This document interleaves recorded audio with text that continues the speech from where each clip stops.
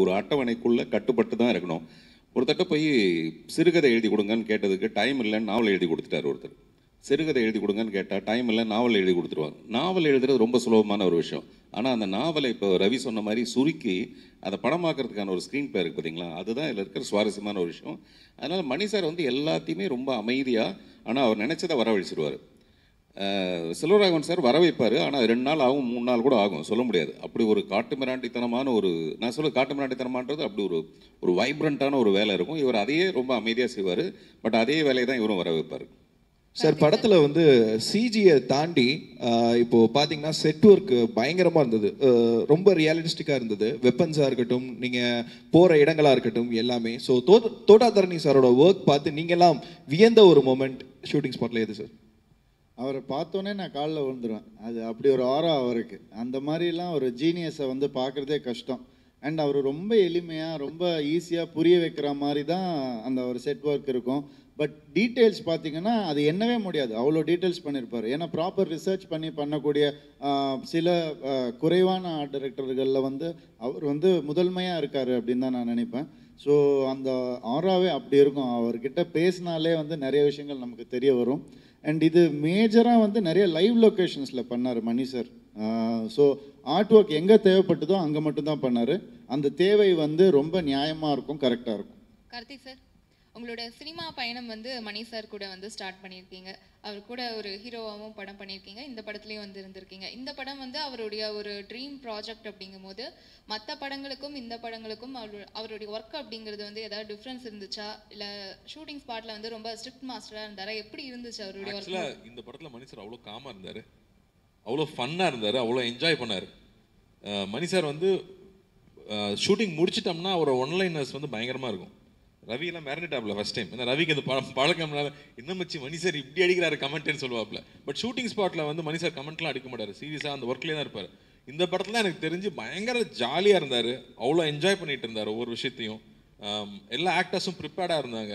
So வந்து ஒரு short வைக்கிறதுலையும் அது இன்னும் இம்ப்ரூவைஸ் பண்ணுறதுக்கு என்ன பண்ணலாம், அந்த கேரக்டருக்கான இன்னும் ஆழத்தை எப்படி அதிகப்படுத்துறது, இந்த லேயர் எப்படி ஆட் பண்ணுறதுன்னு அவர் பயங்கரமாக என்ஜாய் பண்ணார். எனக்கெல்லாம் சொன்னால் வந்து எதையுமே காம்ப்ரமைஸும் பண்ணிக்கல. இந்த இடத்துல இப்படி தான் வேணும்னா இப்படி தான் வேணும். மற்ற படங்களை விட இதில் ரொம்ப என்ஜாய் பண்ணாரு. ரொம்ப ஏன் அப்படின்ட்டு நான் அதான் அடிக்கடி கேட்டிருக்கேன், சார் இதுதான் உங்களுடைய ரொம்ப ஃபேவரட் ஃபில்மா? அப்படிலாம் இல்லை, ரொம்ப நாளாக பண்ணணும்னு ஆசை அப்படிம்பாரு. ஒத்துக்க மாட்டார், அவ்வளோ ஈஸியாக சார்கிட்ட இருந்து ஒரு பதில் வாங்கிட முடியாது. பட் அவர் என்ஜாய் பண்ணது நல்லா பார்க்க முடிஞ்சிச்சு. ஒவ்வொரு நாளும் அது ஒரு காஸ்டியூம் அவங்க ஒரு போட்டுட்டு வந்து நிற்கும் போதும் அவ்வளோ ரியலாக இருக்கும். ஒரு சினிமாக்கான ஒரு எந்த மிகைப்படுத்தலும் இல்லாமல் உண்மையாகவே அவங்க ஒரு இளவரசி ஊருக்குள்ளே வந்தால் எப்படி இருந்திருக்கும், ஒரு கிருஷ்ண ஜெயந்தி அன்னைக்கு ஒரு குந்தவை வந்தால் எப்படி இருக்குமோ அது அவ்வளோ அழகாக இருக்கும். ஒரு குழந்தைங்களாம் சேர்ந்து டான்ஸ் ஆடுறாங்கன்னா கண்ணுக்கு அவ்வளோ அழகாக இருக்கும். விஷுவல் ஸ்டாண்டர்ட் மணி சாரோட அழகாக நம்ம யார் இங்கே இருக்கா, இதுதான் இப்படி இருக்கணும், மணி சார் எடுத்த மாதிரி இருக்கணும்னு சொல்லுவோம் இல்லையா, அது அந்த பீரியடில் அவர் கிரியேட் பண்ணுறது வந்து ஒரு ஜாய் டு வாட்ச். நான் அப்படியே உட்காந்து வேடிக்கை பார்த்துட்டே இருக்கலாம். தேவராள நாட்டம்லாம் வரும்போது எனக்கு அப்படியே கூஸ் பம்ப்ஸாக தான் இருந்துச்சு. ஏன்னா ஒரு 2.5-3 மினிட் பெர்ஃபார்மன்ஸு, 100 டான்சர்ஸ் அப்படியே பெர்ஃபார்ம் பண்ணுறாங்க, கட்டெல்லாம் கிடையாது, அப்படியே லைவாக அது அவங்க ஒரு 10 தடவை 20 தடவை ஆடுறாங்க. ஸோ இதெல்லாம் நீங்கள் எப்போ பார்க்க முடியும்ல, அது ஒரு ஸ்பெக்டக்கிள் இல்லை நம்ம லைஃப்பில் பார்க்குறது.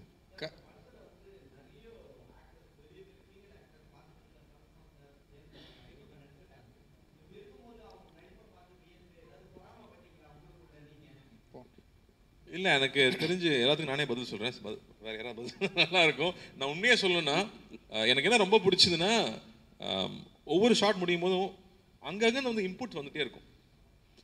அதாவது அந்த சீன் நல்லா வரணுங்கிறது தான் எல்லாருடைய கான்சன்ட்ரேஷனாக இருந்துச்சு. நான் மட்டும் தனியாக ஸ்கோர் பண்ணுறது கிடையாது. இது கிரிக்கெட் மேட்ச் மாதிரி தான். ஓப்பனிங் பவுலர் கரெக்டாக விளையாடணும், மிடில் ஆர்டர் கரெக்டாக இருக்கணுங்கிற மாதிரி, விக்கெட் கீப்பர் கரெக்டாக இருக்கணும்னு சொல்லுவாங்க. அது மாதிரி ஒவ்வொருத்தரும் அவங்களுடைய பணியை சரியாக செய்யணும் அப்படிங்கிறதுலோட சப்போர்ட் எல்லா பக்கமும் இருந்துச்சு. இது என்னுடைய இது. நீங்கள் யாராவது நீ சொல்லுங்க.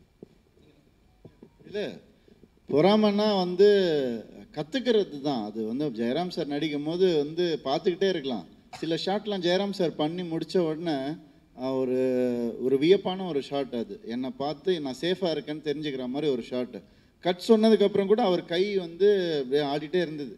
அது போய் நாங்கள் வந்து பிடிச்சி அமுக்கணும். அந்த அளவுக்கு வந்து அவர் சிறந்த நடிகர். பார்த்திபன் சார் எப்படின்னா, அவர் எப்படி நடிப்பார்னு நம்ம எல்லாருக்குமே தெரியும். அங்கே வந்து ஒரு ஸ்டூடெண்ட் மாதிரி ஆகிட்டார். அதை வந்து நான் பார்த்து வியந்தேன். பொறாமையோட நம்ம இன்னும் கற்றுக்கணும், அவர்கிட்ட என்ன சொல்கிறாரு அப்படின்னு சொல்லி உண்மையாகவே அவருடைய ஆக்டிங்லாம் பார்த்து வியந்திருக்கேன் நான். அங்கே வந்து ஒரு ஸ்டூடெண்ட் மாதிரி ஆனது வந்து எனக்கு அதோட வியப்பாக இருந்தது. இல்லை, முதல்ல இந்த சட்டியில் இந்த பருப்பு வேகாதுன்னு ஒன்று இருக்குது. அந்த மாதிரி இங்கே பொறாமப்பட்டு ஒன்றும் ஆக போகிறதில்ல. உதாரணத்துக்கு அந்த காலத்திலேயே வந்து சிவாஜி சாருக்கு ஷார்ட் எடுத்துகிட்டு பாலையாவுக்கு வந்து ஷார்ட் எடுக்கும்போது சிவாஜி சார் ஓரமாக நின்று பார்ப்பாராம். ஏன்னா அந்த ஷார்ட்டில் பாலையா ஏதாவது பிரமாதமாக பண்ணிட்டாருன்னா மறுபடியும் இப்போ டைரக்டர்கிட்ட போய் கேட்டு மறுபடியும் எனக்கு 1 more எடுங்க, ஏன்னா நான் அதை விட பெட்டராக பண்ணுறேன்னு சொல்லிட்டு அப்படிலாம் ஒரு பொறாமை போட்டி எல்லாம் இருந்தது. இங்கே அதெல்லாம் வேகவே வேகாது. நீங்கள் பண்ணிட்டா அது எல்லாமே மணி சார் தான் டிசைட் பண்ண போகிறார். அதனால் நான் பொறாமப்பட்டாலும் பொறாமப்படலனாலும் டிசைடிங் ஃபேக்டர்னு ஒன்று இருக்குது, அது மணி சார். அதே மாதிரி மணி சார்கிட்ட ரொம்ப ஆச்சரியம், எனக்கு தெரிஞ்ச உலகத்திலேயே இவ்வளோ ஸ்பீடான ஒரு டைரக்டர் பார்த்ததில்லை. இப்படிப்பட்ட ஒரு படத்திலே ஒரு நாளைக்கு 3 சீன் எடுக்கிறதுலாம் ரொம்ப ரொம்ப ஆச்சரியமான விஷயம். நான் வந்து ஏதோ உலகத்தில் ஒரு முதல் படம் பெரிய படம் அப்படிலாம் ஏகப்பட்ட முயற்சிகள்லாம் பண்ணிட்டு அங்கே போய் பார்த்தா நம்ம ரொம்ப சாதாரணமாக ஆகிடுவோன்ற அளவுக்கு நமக்கு ஒரு பெரிய பிரமிப்பை ஏற்படுத்துவார். அவர்கிட்ட போய் நான் கேட்பேன், நீங்கள் எதுக்கு சார் இவ்வளோ கஷ்டப்பட்டு பண்ணணும்? ஒரு வயசுக்கு அப்புறம் இல்லை நம்ம செட்டில் ஆகிடுவோம்ல, இனிமேல் நம்ம எதுக்கு நம்ம பண்ணாத சாதனையான்னு. அப்படி இல்லாமல் எதுக்கு சார் நீங்கள் பொன்னியின் செல்வன் பண்ணணும் அப்படின்னா, புதுசாக எதுவும் பண்ணாமல் அப்புறம் எதுக்கு நம்ம படம் பண்ணணும் அப்படின்னுவார். புரியுதுங்களா? அவரே அப்படிப்பட்ட ஒரு சேலஞ்சு, தனக்கும் ஒரு சேலஞ்ச் வேணுங்கிறது எல்லா டைரக்டர்ஸும் நினைப்பாங்க. பட் இந்த சேலஞ்சை வந்து மணி சாரால் மட்டும்தான் சாத்தியப்படுத்த முடியும். கார்த்தி சார், அந்த வந்தியத்தேவன் கதாபாத்திரம் பார்த்தீங்கன்னா ட்ராவல் பண்ணிட்டே இருக்கும் ஃபுல்லாக, படம் ஃபுல்லாக. அது மட்டும் இல்லாமல் சிரிக்க வைக்கணும். திடீர்னு பார்த்தா கம்பீரமாக அப்படியே நீங்கள் முறுக்கிட்டு நிற்கணும். திரும்ப அடுத்த சீனில் அழுவணும், எமோஷ்னலாக பேசணும், கம்பீரமாக வந்துட்டு எல்லாருக்கும் வந்துட்டு நீங்கள் கமெண்ட்ஸ் கொடுக்கணும். ஸோ அந்த எக்ஸ்பீரியன்ஸ் எப்படி இருந்துச்சு மொத்தமாக? ரொம்ப கவனமாக பண்ண வேண்டியதாக இருந்துச்சு. ஒவ்வொரு அசைவையும் ரொம்ப கேர்ஃபுல்லாக புரிஞ்சுக்கிட்டு பண்ண வேண்டியதாக இருந்துச்சு. ஆரம்பத்தில் ரொம்ப பதட்டமாக இருந்துச்சு. இங்கே சிரிக்கலாமா, இங்கே சிரிக்கக்கூடாதா, இங்கே வேகமாக நடக்கலாமா, இங்கே அமைதியாக இருக்கணுமா அப்படின்னு நிறையா மைண்டில் தாட்ஸ் வந்துகிட்டே இருந்துச்சு. ஏன்னா அந்த புக்கை படிச்சிட்டதுனாலையும் அதில் வந்தியத்தேவனோட சிந்தனை அவ்வளோ இருக்கும். பட் நிறையா போக என்ன தெரிஞ்சதுன்னா, ரொம்ப காம்ப்ளிகேட் பண்ணிக்க தேவையில்லை.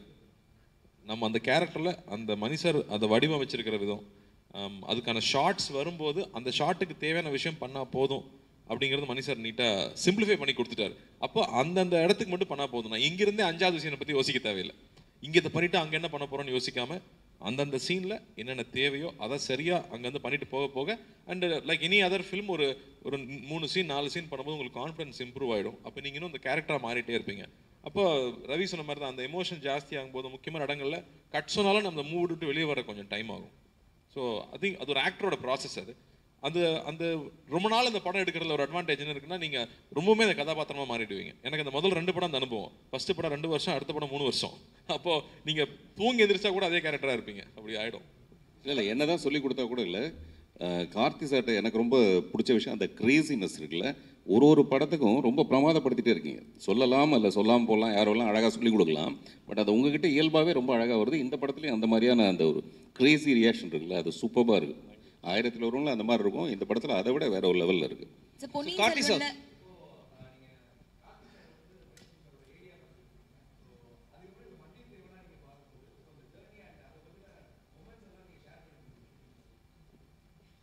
அதான் இட் மேட் ஆர் லைஃப்ஸ் ஈஸியாக. ஏன்னா எனக்கு அவர் பல வருஷம் தெரியும்.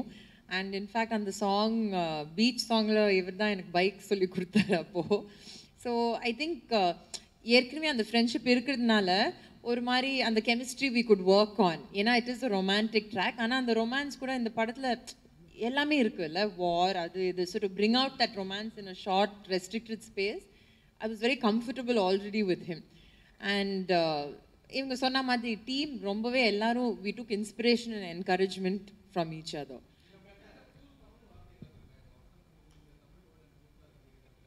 நிறைய வார்த்தைகள் இருக்கு அப்படி. இல்ல நீங்க படத்துல பாருங்க. சொல் பொன்னியின் செல்வன்ல நீங்க நடிச்ச கேரக்டர்ஸ் இல்லாம எனக்கு ரொம்ப ஃபேவரட்டான ஒரு கேரக்டர் இந்த படத்துல அப்படின்னா ஆளுக்கு ஒருத்தர் ஒரு கேரக்டர் சொல்ல முடியும். அப்படி இருந்தா ரொம்ப கஷ்டங்க இது. நீங்க புக்கு படிக்கலையா? அதனாலதான் எஸ்க்கு புஸ்கா கேள்வி கேட்குறீங்க. புக்கை படிங்க, எல்லா கேரக்டரும் நல்லா இருக்கும். நீங்க பார்த்துருப்பீங்கல்ல செட்ல, இந்த கேரக்டர் எனக்கு ரொம்ப பிடிக்கும், ஒரு மேல் ஒரு ஃபீமேல் அப்படி கூட சொல்லலாம். இல்லை, எனக்கு நீங்கள் எல்லா கேரக்டருமே நீங்கள் எந்த ஒரு சின்ன கேரக்டர் கூட நீங்கள் கம்மியான கேரக்டர்னு சொல்லிட முடியாது. அந்தந்த கேரக்டருக்கான இம்பார்ட்டன்ஸ் கம்ப்ளீட்டாக இருக்கும். இப்போ நீங்கள் ஒரு படம் எடுத்துட்டிங்கன்னா, இப்போ ஒரு ஹீரோவாக நடிக்கிறீங்கன்னா கூட உங்களுக்கு முக்கியமான சீன் 4 சீன் தான் இருக்கும். அது மாதிரி இந்த படத்தில் எல்லா கேரக்டருக்கும் உங்களுக்கு முக்கியமான சீன் 2 சீன் 3 சீன் உங்களுக்கான சீன் படம் ஃபுல்லாக இருக்கும், லேயர்டாக இருக்கும். இப்போ திடீர்னு என்னை கொண்டு போய் சேந்தன் அமுதன் நடிக்க முடியுமான்னு சொன்னால், அப்போ சேந்தன் அமுதனுக்கு நிறைய ஹோம்ஒர்க் பண்ணணும், ஈஸியாக பண்ணிட முடியாது. சின்ன பழுவேட்டரையர் பார்த்தீங்கன்னா அந்த கேரக்டருக்கு வந்து அந்த கேரக்டரை நாம் ஒரு மாதிரி நினச்சிட்டே இருப்போம். பார்த்தா அந்த கேரக்டர் அவ்வளோ வேற மாதிரி இருக்கும். அது கரெக்டான வார்த்தையை நான் சொல்லியிருப்பேன், ஆனால் சஸ்பென்ஸ் பிரேக் ஆகிடுங்கிறதுனால நான் சொல்லலை. பட் நீங்கள் பார்த்தீங்கன்னா எல்லா கேரக்டருமே இன்னொரு லேயர் இருக்கும். நீங்கள் அவங்கள இப்படி தான் நினச்சிட்டு இருப்பீங்க, அவங்க வேற ஒன்றா இருப்பாங்க. அது கல்கி அவர்களுடைய மேஜிக். அது கார்த்தி சார்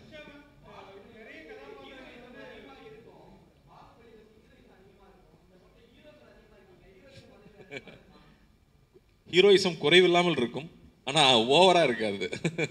நம்ம தமிழ் பட ஆடியன்ஸுக்கு என்ன பிடிக்கும், ஒரு ஆக்ஷன் எப்படி இருக்கணுமோ அந்த அந்த திருப்தியான ஆக்ஷன் நிச்சயமாக இருக்கும்.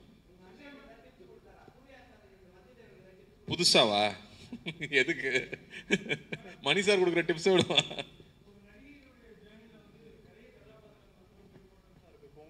உங்களுடைய ஜேர்னியில் வந்து நிறைய கதாபாத்திரங்கள் நடிச்சிருக்கீங்க. ஆனால் ஒரு இளவரசியாக நடிச்சிருக்குது இதுதான் ஃபர்ஸ்ட் டைம். நிறைய கதாபாத்திரங்கள் இருந்தாலும் கிட்டத்தட்ட ஓரளவு சேம் அதே மாதிரியான மாடுலேஷன் இருக்கும். பட் இதில் நிறைய கற்றுக்க வேண்டியது இருக்கும். த்ரிஷாவை ஒரு நடிகையாக இந்த படத்தில் நாங்கள் எப்படி எதிர்பார்க்கலாம்? எந்த லெவலுக்கு போயிருக்காங்கன்னு நினைக்கிறீங்க நீங்கள்? ஒரு நான் ஒரு almost a decade and half ago Mani சாரோட ஒரு ஃபர்ஸ்ட் படம் பண்ணேன் இப்போது. அண்ட் மணி சாரோட ஸ்கூல் எப்படின்னா என்ன தெரியுமோ அதை எல்லாமே அன்லேர்ன் பண்ணிட்டு தான் உள்ளே நுழையணும்.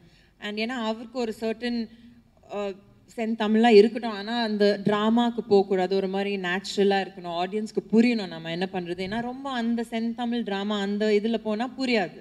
ஸோ செந்தமிழ் தான், ஆனால் இட் ஷுட் பி ரிலேட்டபிள், ரொம்ப ஓவராக இருக்கக்கூடாது. அவருக்கு எப்போவுமே கொஞ்சம் ஒரு அண்டர் பிளேட் ஆக்டிங் பிடிக்கும்.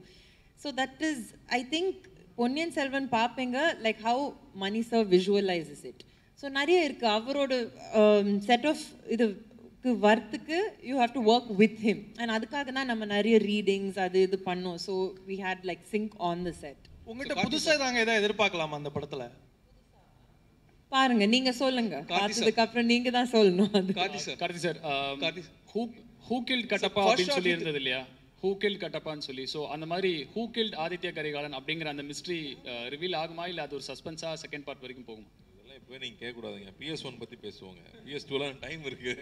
கார்த்தி சார் ராட்சசமாமணி சாங் கேட்கும்போது செம்மையாக இருந்துச்சு, அந்த கெட்டப்பும் சூப்பராக இருந்தது. ஆனால் எனக்கு 1000ல் ஒருவன் அந்த தீம் சாங் ஞாபகம் வந்தது. ஸோ நீங்கள் பெர்ஃபார்ம் படிக்கட்டா எனக்கு சார் ஞாபகம் வந்துச்சு. நீங்கள் வேற. சாரை வந்து திடீர்னு செல்வா நைட்டு 3 மணிக்கு சார் நீங்கள் அந்த சிங்கிள் ஷாட் மேலேருந்து ஆடிட்டு வாங்கன்னு. சார் நான் அசிஸ்டன்ட் டைரக்டராக வேலை செஞ்சு அதுக்கப்புறமா நானே டைரக்ட் பண்ணி நானே ஹீரோவாக நடிச்சு கஷ்டப்பட்டு வந்தேன். திடீர்னு கமல் சாருக்கு வைக்கிற ஷாட்லாம் எனக்கு வச்சு ஏங்க கொள்றீங்க? ஆனால் சார் வந்து விடவே இல்லை. அவர் எவ்வளோ டேக் போனாலும் நான் ஆடுறேன்னு சொல்லி ஃபுல் நைட்டு. சாதாரண விஷயம் கிடையாதுங்க. நான் செல்வாவை திருப்திப்படுத்தவே முடியாது. செல்வா 24 ஃபில்மு 24 டேக் 30 டேக் நான் ஆட வச்சுட்டே இருப்பாப்புல. ஆனால் வந்து சார் வந்து விட்டு கொடுக்கவே இல்லை. ஏன்னா சீனியரு அப்படின்லாம் அவர் நினைக்கவே இல்லை. செல்வா கிட்ட கம்ப்ளீட்டாக சப்மிட் பண்ணிக்கிட்டு. ஏன்னா அவர் ஒரு டைரக்டருங்க, அவர் ஒரு சிந்தனைவாதி. அவரால் வந்து இன்னொரு விஷயத்தை கிரியேட் பண்ண முடியும். ஆனால் அவர் அங்கே நான் நடிகன், அவருடைய கற்பனையை நான் லைவாக கொண்டு வரணும்னு அவரும் மெனக்கேட்டது பண்ணார். நான் உண்மையாக சொல்கிறேன் சார், அந்த படிக்கட்டில் டான்ஸ் ஆடி வரும்போது அப்படியே எனக்கு பார்த்திபன் சார் ஞாபகம் வந்துச்சு. அது என்னன்னா அன்றைக்கி எனக்கு வந்து ஒரு 50 நாள் ஆக்ஷன் சீக்வன்ஸ் முடிஞ்சு எனக்கு முட்டி நல்லா வீங்கிடுச்சு ஃபுல்லாக. நான் பிருந்தா மாஸ்டர்கிட்ட வந்து நைட்டு, மாஸ்டர் காலெலாம் பேடாக இருக்குது மாஸ்டர், நீங்கள் 3 பிட்டு சொல்லி கொடுத்துருக்கீங்க, அந்த 3 பிட்டை நீங்கள் 3ஆக எடுத்துருங்க மாஸ்டர். ரவினா பரவாயில்ல, சின்ன வயசுலேருந்து டான்ஸர், நம்ம கஷ்டம் பரதநாட்டியம் வேறு. 3 பிட்டு மாஸ்டர், நான் தனித்தனியாக மட்டும் எடுத்துருங்க மாஸ்டர்னா ஓகே கார்த்தி ஓகே கார்த்தி. நாங்கள் காலில் போய் என்னன்னா மணி சார் சிங்கிள் ஷாட் மேலேருந்து ஆடிட்டு வந்துட்டாரு. இது அந்த 3ஐயும் ஒரே ஷாட்டில் ஆடணுன்றாரு. ஒரு 2 டேக் ஆடினேன். இல்லை ஷார்ட் ஓகே, ஆனால் என்ன பிரச்சனைனா ஸ்டெடி கேமுக்கு ஒரு வாட்டி ஒவ்வொரு கேமராக்கு ஏற்ற மாதிரி திரும்ப திரும்ப ஆடணும். அப்படியே ஃபுட்பால் மாதிரி ஆகுது முட்டி. அதான் மணி சார் நான் எதிர்பார்க்க முடியாதுன்னா அங்கே வந்து ஒரு 1000 பேர் ஆல்ரெடி இருக்காங்க, குழந்தைங்க டான்ஸ் ஆடிட்டு இருக்காங்க. எல்லாருக்கூடையும் சேர்ந்து நம்ம கம்ப்ளைண்ட்லாம் பண்ண முடியாது. அங்கே ஒரு அது ஹிஸ்டாரிக்கல் சைட்டு, அங்கே பர்மிஷன் வாங்கி ஷூட் பண்ணுறோம். ஆனால் வந்து இந்த வழியெல்லாம் மீறி அங்கே பார்க்கும்போது அவங்க கிரியேட் பண்ணுற அழகு இருக்குல்ல. ரவிவர்மன் சாரோட கேமரா ஒர்க்கு ஃபர்ஸ்ட் டைம் வந்து குந்தவை நான் பார்க்க போகிறேன், அது ஒரு எக்ஸைட்மெண்ட் இருக்குல்ல. ஃபர்ஸ்ட் டைம் வந்து குந்தவையை பார்த்த ஷாட் இருக்கு. ஸோ இந்த டான்ஸுக்கு நடுவில் வந்து ஃபர்ஸ்ட் பிரின்சஸை பார்க்கறது. அண்ட் என்ன மணி சார் கிட்ட பியூட்டிஃபுல்லாக இருக்குன்னா இது முடிஞ்சு அது வருதுன்னு இல்லாமல் ஒவ்வொரு சீன்லையும் பல விஷயங்கள் நடந்துகிட்டே இருக்கும். நீங்கள் அப்சர்வ் பண்ணுறதுக்கு அவ்வளோ விஷயம் இருக்கும் ஒவ்வொரு சீனுக்குள்ளேயும். ஸோ அதுக்கப்புறம் வந்து ஐஸ்வர்யா மேம் நந்தினி அவங்கள ஃபர்ஸ்ட் டைம் மீட் பண்ணும்போது வந்தியத்தேவனா எப்படி இருந்தது? நல்லா ஃபர்ஸ்ட் ஷாட் எக்ஸ்பீரியன்ஸ் எக்ஸைட்டிங்காக இருந்துச்சு. நம்ம நினச்ச மாதிரி நிறைய ஸ்க்ரீனில் பார்த்துருக்கோம் இல்லையா. ஆனால் அங்கே போகும்போது கார்த்தி வாவான்னு சொல்லி கூப்பிட்டு உட்கார வச்சிட்டாங்க. அப்போ வந்து ஒரு செகண்டில் வந்து அந்த ஸ்டாருங்கிற அது கட் ஆகி இல்லை நம்மளோட கோ ஸ்டார் நம்ம அவங்க கூட ஒர்க் பண்ண போகிறோம். அவங்களும் அதே மாதிரி தான் புக்கை வச்சுக்கிட்டு எழுதிக்கிட்டு படிச்சுக்கிட்டே இருக்காங்க, ப்ரிப்பேர்டாக இருக்காங்க.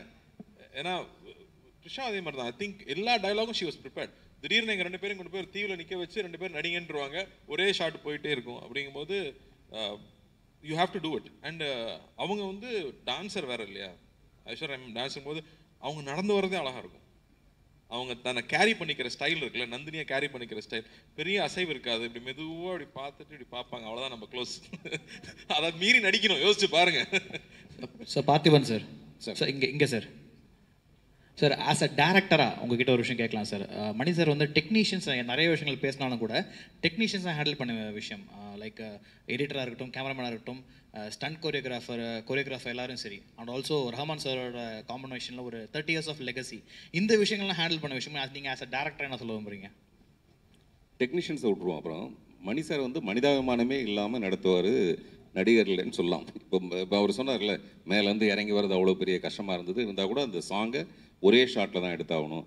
அந்த மாதிரி இன்னொரு காம்பினேஷன் சரத்குமார் நான்லாம் வந்து ஒரு 6:20 ஆல்மோஸ்ட் அந்த சன்செட் 6 நேரத்தில் ஒரு ஷாட்டு, அதில் வேகமாக நடந்து வரும்போது ஒரு முட்டி உடக்குன்னு இப்படி ஆயிடுச்சு. அப்படி பண்ணிவிட்டு அது மேலே கஷ்டப்பட்டு நடந்து வர்றாரு. அது வந்து சார் வந்து 1 more சொல்கிறாரு, மணி சார் வந்து 1 more சொல்கிறார். அவர் சொல்கிறார், இல்லை இந்த கால் இப்படி ஆயிடுச்சு. ஓ அப்படி நிஜமாக ஆயிடுச்சா, நீங்கள் நல்லா நடிக்கிறீங்கன்னு நினச்சேன், நான் அப்படி பர்ஃபார்ம் பண்ணுறீங்கன்னு நினச்சேன், 1 more அப்படின்னு போயிட்டாரு. இதனால் நடக்கவே முடியல, அப்படியே தாங்கி தாங்கி தாங்கி அப்படி நடத்துவார். அதாவது அவர் நினைக்கிறது அங்கே நடந்தே தீரணும். அதே மாதிரி இன்னைக்கு இந்த செட்டு, நாளைக்கு இதை விட ஒரு பெரிய செட் இருக்கும். அன்றைக்கி சாயங்காலம் நான் தோட்டாதாரணி சார்கிட்ட பேசிகிட்டு இருப்பேன், பாதி வேலை தான் நடந்திருக்கும். சார் இது எப்படி சார் முடிப்பீங்க? முடிச்சு ஆகணுங்க, இல்லாட்டி அவர் மனுஷன் விட மாட்டார் நம்மளை அப்படின்னா. மறுநாள் அவ்வளோ பெரிய செட்டில் ஷூட்டிங் நடந்தே தீரும். ஒரே ஒரு நாள் தான் எனக்கு தெரிஞ்சு அந்த கலர் ஸ்கீமில் ஏதோ ஒரு சின்ன ப்ராப்ளம் வந்ததுன்னு ஒரு 3 மணி நேரமோ 4 மணி நேரமோ அந்த பெயிண்ட்டை கலரை மாற்றிட்டு நாங்கள்லாம் வெயிட் பண்ணி பண்ணமே தவிர, அவர் நினைக்கிறது நடக்கிற வரைக்கும் கர்ணகடூரமாக மனிதாபிமானமே இல்லாமல் இருப்பார். அதுதான் அவருடைய ஸ்டைலு. ஆனால் அதுதான் அவசியம் வேணும்னு தெரியுது. அப்புறம் எல்லாருமே அப்படி தான் இருப்பாங்க. ரவிவர்மன்லாம் ஷார்ட் கவுண்டர் ஷாட்டில் தான் ஒர்க் பண்ணுவார். இந்த ஆங்கிள் எடுத்துகிட்டு இந்த ஆங்கிள் என்னென்ன ஷாட் இருக்கோ அதெல்லாம் எடுத்துகிட்டு இந்த ஆங்கிளுக்கு வரது ஒரு ஸ்டைல், ஒரு சில டைரக்டர்ஸோட விஷயம். இவர் வந்து கவுண்டர் ஆங்கிளே எடுப்பார். யானை அப்படியே பின்னாடி போகும். யானையே சொன்ன பேச்சு கேட்கணும். அப்புறம் யோசிச்சு பாருங்க, மணி சார் அந்த பக்கம் போயிட்டாருன்னா நம்ம பின்னாடி போகணும் போல இருக்குன்னு யானையே பின்னாடி போயிட்டு இருக்கோம்.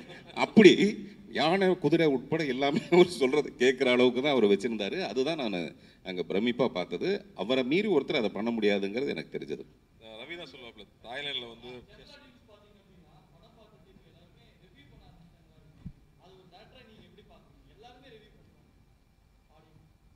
இல்லை, அந்த உரிமை வந்து எல்லாருக்குமே இருக்கும். அந்த காலத்தில் பிளாஸான ஒரு தியேட்டர் இருந்தது.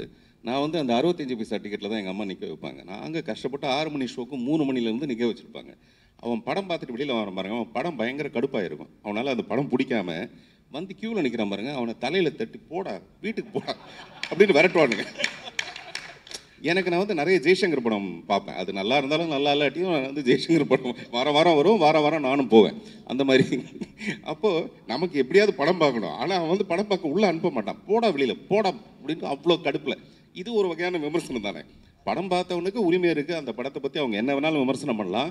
பட் விமர்சனம் பண்ணுறோங்கிற பேரில் கொஞ்சம் பேர் பண்ணுறாங்க பார்த்தீங்களா, அது மட்டும்தான் கொஞ்சம் இல்லை இந்த மோசமாக இருக்குது. ஃபர்ஸ்ட் ஷோ ரியாக்ஷன் ஒன்று இருக்குது பார்த்தீங்களா, அதில் பழைய படத்ததெல்லாம் எடுத்து போடுறதெல்லாம் இருக்குல்ல, அதெல்லாம் ரொம்ப அநியாயம். அப்புறம் எந்த படமாக இருந்தாலும் இதுதான் போஸ்ட் தம்ப்நெயில்ல. ஏன் எந்த படமாக இருந்தாலும் இப்படி பாருங்க, அவன் ஆக்சுவலாக பிச்சுட்டாங்கன்னு இருப்பான். ஆனால் இதை போட்டு படம் எப்படி இருக்குன்னு எல்லா படத்துக்குமே எப்படி போட்டா எப்படிங்க? இல்லை, அந்த ஃபாஸ்ட்னஸ் இருக்குல்ல, அது அவ்வளோ வேகமாக அவங்க செயல்படுறது. வடிவேலோட ஏதோ ஒரு ரியாக்ஷனை தூக்கி போடுறது, அதை தூக்கி போடுறது, இதை தூக்கி போடுறதுன்னு அந்த வேகம் வந்து இவ்வளோ பிரமாதமான எடிட்டர்ஸ் நம்மகிட்ட இருக்காங்கன்றது அவங்கள பார்க்கும்போது தான் நமக்கு தெரியும். சினிமாக்குள்ள இழுத்துட்டு வந்துடுவோம் சார், அங்கே விடக்கூடாது.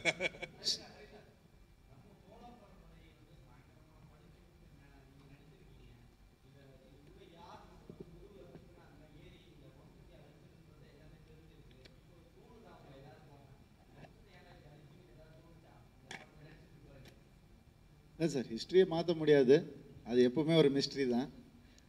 பட் என்னென்னா அதுலேருந்து கற்றுக்கிறது நிறையா இருக்குது. அதுலேருந்து கற்றுக்கிட்டு ஏதாவது நம்மளால் மாற்ற முடியும்னா மாற்றணும் அப்படின்னு நான் நினைக்கிறேன், வேறு ஒன்றும் இல்லை. பட் இருக்குது, வருத்தம் இருக்குது. மிகப்பெரிய டைனாஸ்டியை வந்து காலி பண்ண வருத்தம் கண்டிப்பாக இருக்குது, இல்லாமல் இல்லை.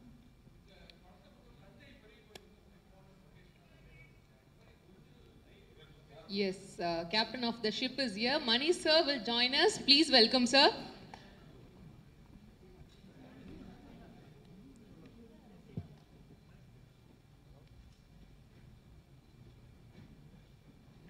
ஓகே, நீங்கள் கேட்ட இன்னும் நிறைய கொஸ்டின்ஸ் எல்லாம் வச்சுருந்தீங்க இல்லையா கேட்கணுன்ட்டு. சாரே இருக்காங்க, அந்த கொஸ்டின்ஸ் எல்லாம் சார் ரொம்ப அழகாக பதில் கொடுக்க போகிறாங்க.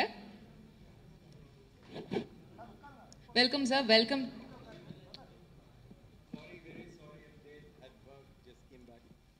Sorry. Thank you so much for joining us, sir.